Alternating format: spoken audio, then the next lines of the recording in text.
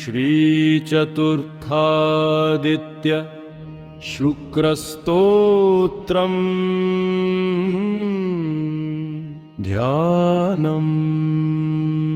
श्वेतांबरधरं देवं श्वेतपद्मासनोपविष्टं हस्ते दण्डाक्षसूत्रं च वरदाभयधारिणम् कुन्देन्दुशङ्खधवलं तेजोराशिं शुभप्रदम्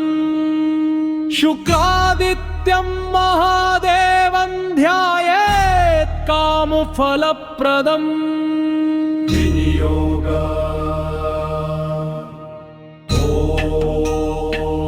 शुक्राय विनियोग शुक्राय ॐ अस्य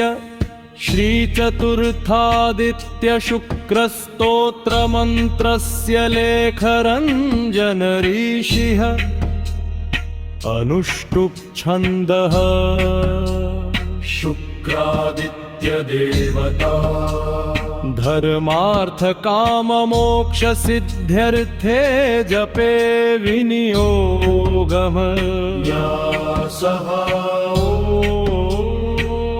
करन्यासहु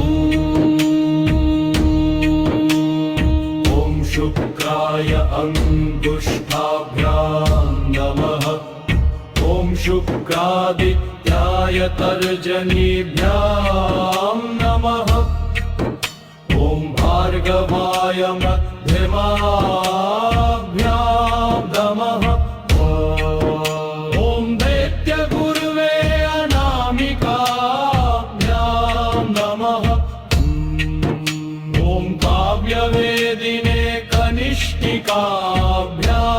नमः ॐ शुभप्रदाय करतलकरपृष्ठाभ्यां नमः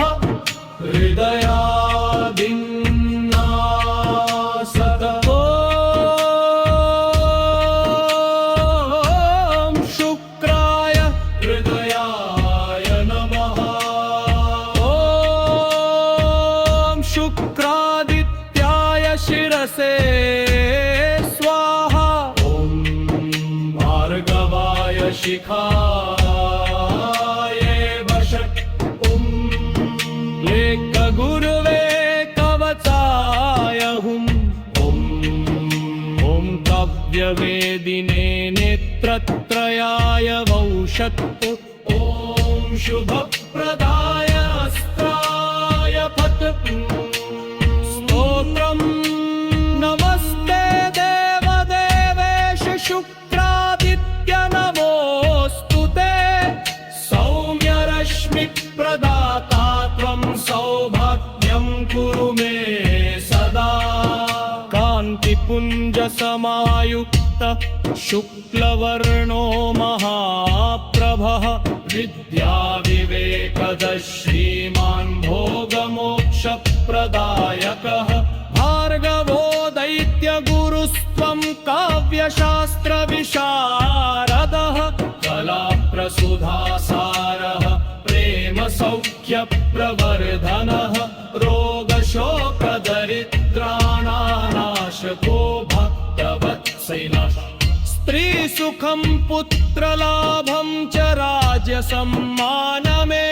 च यः पठेत् स्तोत्रमेतत्तु श्रद्धया नियमेन च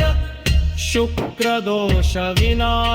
स्यात् सर्वकामफलप्रदम् लेखरञ्जनप्रणीतं तु स्तोत्रमेतन्मनोहरम् पठन् भक्त्या नरः शीघ्रं शुक्रकृपामवाप्नुयात् फलश्रुतिः